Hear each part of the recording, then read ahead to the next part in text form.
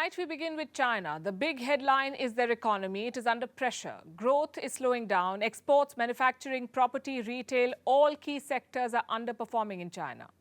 And what is the Chinese state doing? It is blaming the West for all of it. Listen to this.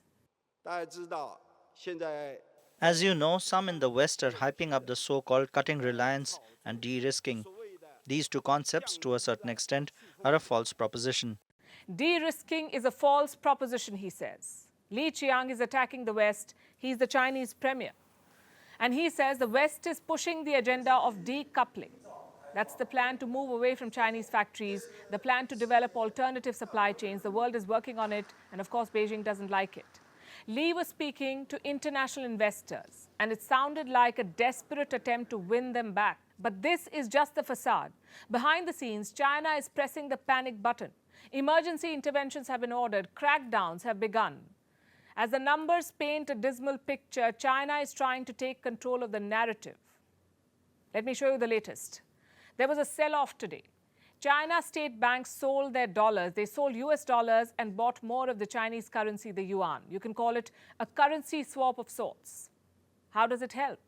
Quick background. The Chinese currency has been weakening against the greenback, the US dollar. Its value fell by 4% in 2 months. So an intervention was necessary, first to arrest the fall and then to spur demand for the yuan. And that's the reason why Chinese banks have intervened. They exchanged their dollars for the yuan. China's central bank has also pitched in. It injected more funds into the market. All in all, Beijing has gone on the offensive. It is aggressively defending the yuan and its own economic policies. Plus, it has launched a crackdown. Influential financial experts are being muzzled in China. People like Wu Xiaobo. He's a very prominent expert on finance. He writes for a famous Chinese news website. And he's published many best-selling books as well. Now, this man is being muzzled. Yesterday, he was banned from Weibo. Weibo is China's version of Twitter.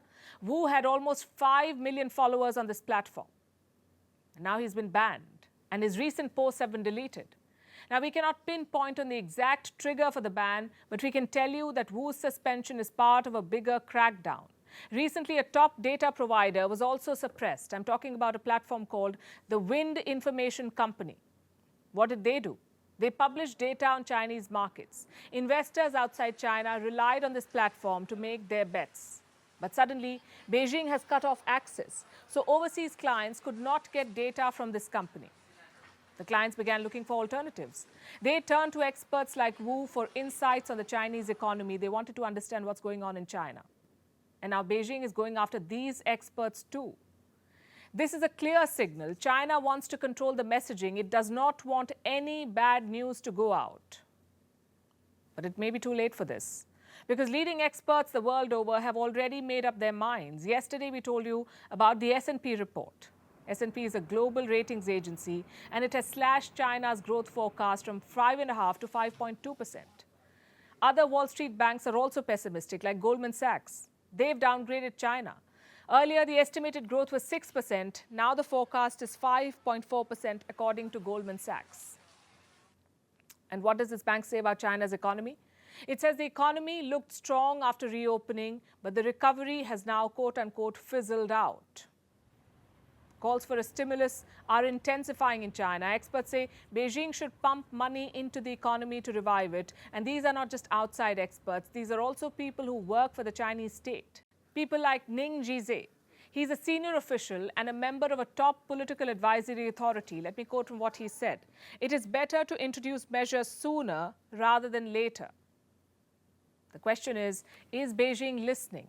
So far, there are no signs of a stimulus, only talks and crackdowns. The Communist Party is trying to mask its failures, but the writing is on the wall. The era of high-performing growth in China is coming to an end, and Beijing's current policies will only slow it down further. So China is struggling, and the larger business environment is not helping. It's tough to operate in. Business leaders across the world are tightening their belts. This year began with mass layoffs. We are halfway through it, and the layoffs are not ending. Earlier, it was the technology players. Now, banks and advisory firms have joined the layoff wave. Goldman Sachs is firing its top officials. It will ask 125 managing directors to leave, 125 MDs. This is across departments, offices, and countries. So why is Goldman Sachs firing senior talent?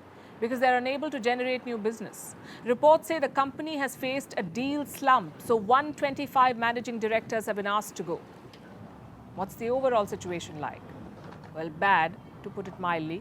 In less than a year, Goldman Sachs has ordered 3 rounds of layoffs. Last year, some positions were eliminated. In January this year, more than 3,000 people were laid off, and now managing directors are facing the axe. Then we have advisory firm KPMG. It's on the same boat. KPMG has seen, or rather is seeing, its second round of layoffs. More than 1,900 people are being let go of in the US offices.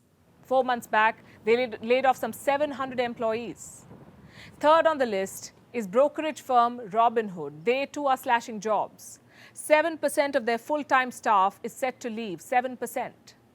What about India? How are Indian companies faring? Well, not spectacularly, I'm afraid. They too have been hit by this layoff wave. Indian companies are slashing jobs just like the rest of the world, and the IT sector is the worst affected.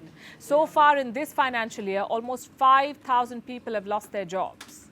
More than half of these jobs were based in Bengaluru. It's the IT hub of India, and Bengaluru has seen a sharp dip in hiring too. In fact, this month, there was a 7% dip in hiring. So basically, companies are hiring fewer people and firing many. And by all indications, this trend is here to stay for a while. So companies are also moving into smaller offices. They're leaving bigger spaces. And the result is this: a record number of offices are now empty.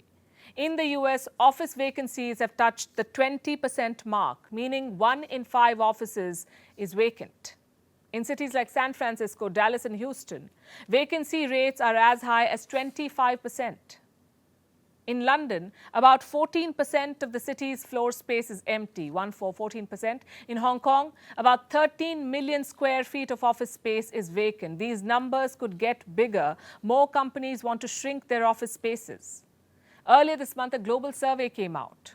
347 top companies were part of the survey. Half of them want smaller offices now. 2 reasons why. Number 1, fewer employees are coming to office. Many are still working from home. And number 2, companies have a reduced headcount. Many people have been fired, so they don't really need big offices.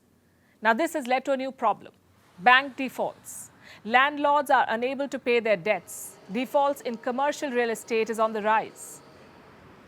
Leading property giants have defaulted, like RXR, Columbia Property Trust, and Brookfield Asset Management. And what's the value of their debt? Well, I don't have a number, but experts say it runs into billions of dollars. One of the developers I mentioned is RXR.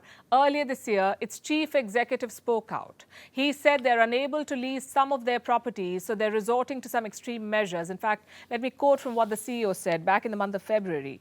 With some of those, I don't think there's anything we can do with them. Give the keys back to the bank, and you've got to be disciplined about it.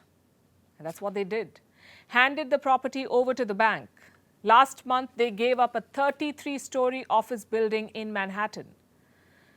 The loan on this property was worth $240 million. So RXR decided to default. And this points to a larger trend. The global economy is in a slump. Now, we've seen a slowdown before, but this one's different.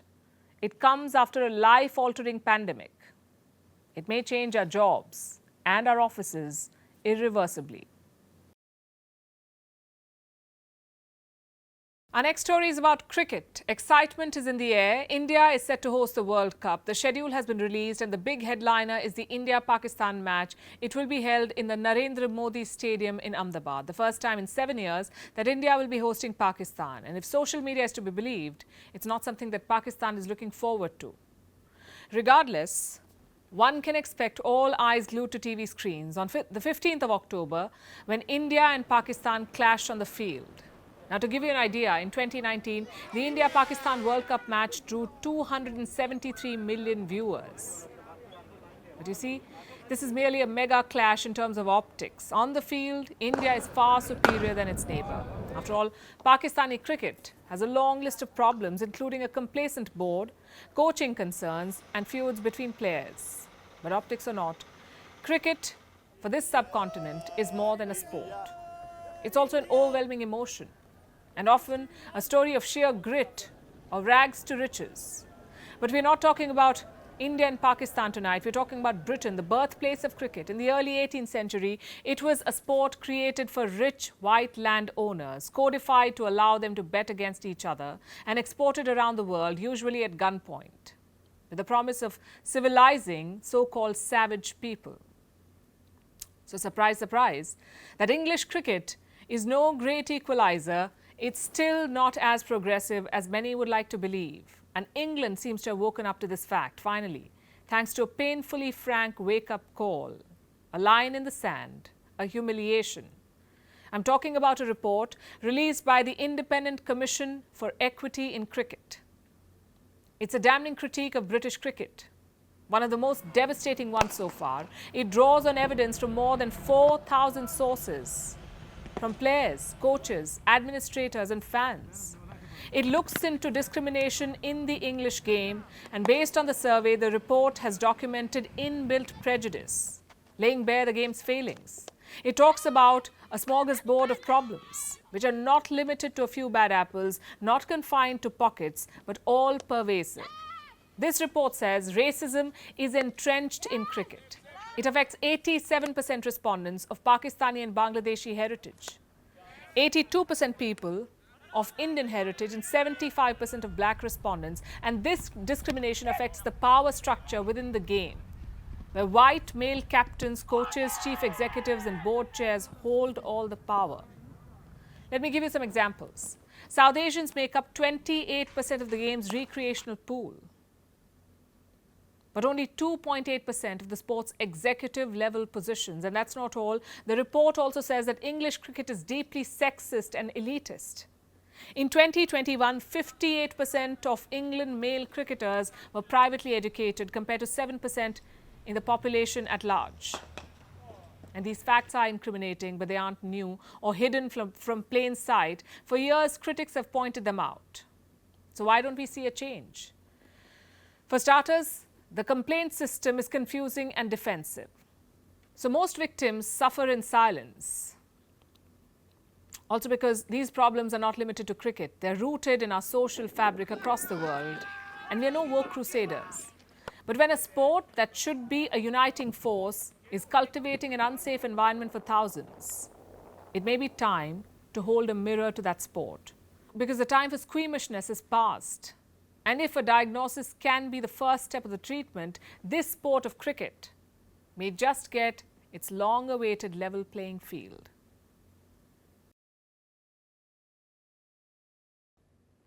For our last story tonight, let me talk about our planet, the Earth. Apparently, we humans are tilting it. We're tilting the Earth. When we picture it, we imagine a perfect sphere, but that's not the case. Our planet looks more like a lumpy potato. And this is a potato that's constantly spinning at the top. But what happens when you move enough mass from one place to another? The planet wobbles, which is what's happening. Our Earth's axis has shifted because humans can't get enough of groundwater. Our next report explains. We humans love our groundwater. Let me explain. Groundwater makes up 99% of Earth's liquid fresh water. It provides drinking water, helps irrigate crops, and even replenishes surface water. All in all, it's important for us. And we love it so much that we are sucking it dry, pumping it out from natural underground reservoirs. Between 1993 and 2010, we have removed 2,150 gigatons of groundwater. Simply put, that's a lot of water. Enough to fill 860 million Olympic swimming pools. And to say that this has impacted the planet would be an understatement. It has, in fact, shifted the Earth's tilt. We'll tell you how. As you know, our planet is constantly spinning like a top. While being covered by water bodies and land masses, this mass is important to maintain the balance of Earth. Now, if you distribute mass unevenly, the planet will wobble as it spins. That's exactly what's happening here. Humans have rampantly removed groundwater from the Earth, and this has changed its distribution. The Earth is spinning on an axis or an imaginary line around which it rotates. Now, because of the uneven water distribution for over a decade, this axis has shifted and it is tipping over to the east at a rate of about 1.7 inches per year. Only half of the groundwater makes it back to the reservoirs. The rest eventually travels to the oceans through rivers and other channels. From 1993 to 2010, groundwater pumping caused the global sea level to rise by 0.24 inches. So is this a cause for worry? Well, just the axis shift, not so much. It is not enough to cause any major seasonal change, but that isn't the whole problem.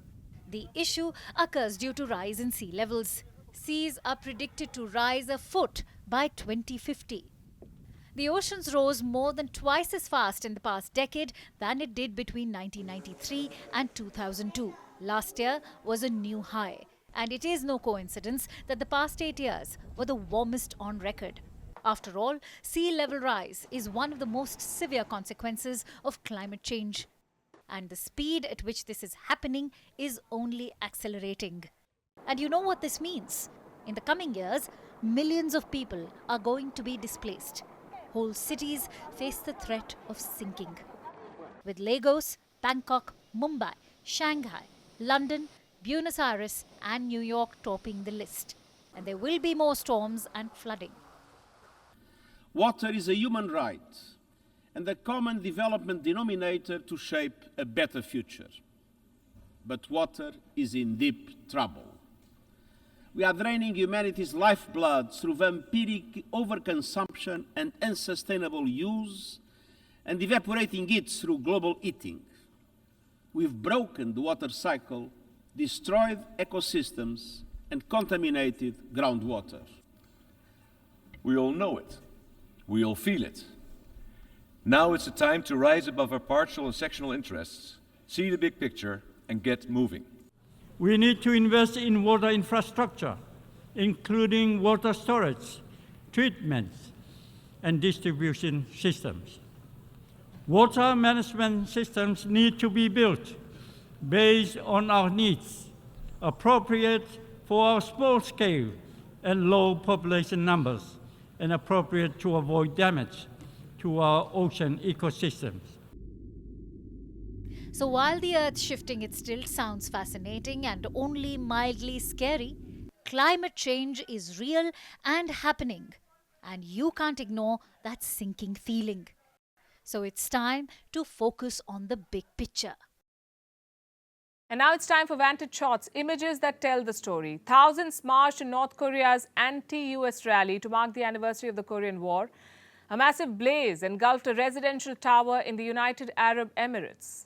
A Japanese university has designed wearable robotic arms to explore the idea of a multi-limbed cyborg society. And finally, going back in history, on the 27th of June 2008, India's former army chief Sam Manekshaw died. He's considered one of the country's greatest war heroes. He played a crucial role during India's victory over Pakistan in 1971 in the creation of Bangladesh.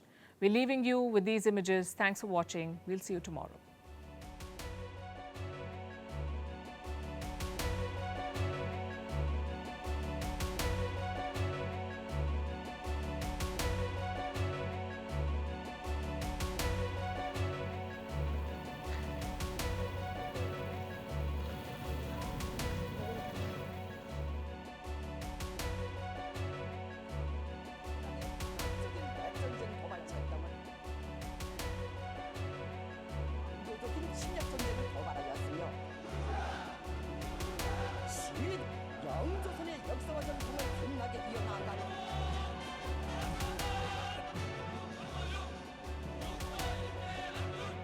참가자들은 역적의 포를 터치며 행진에 나갔습니다.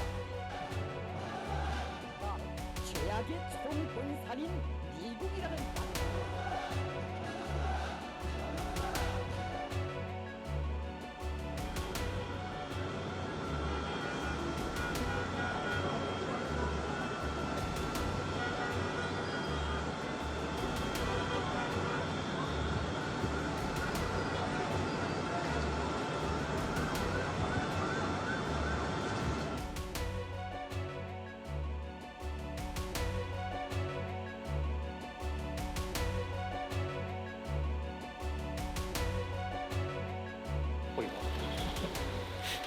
盆踊りみたいなことしかできない。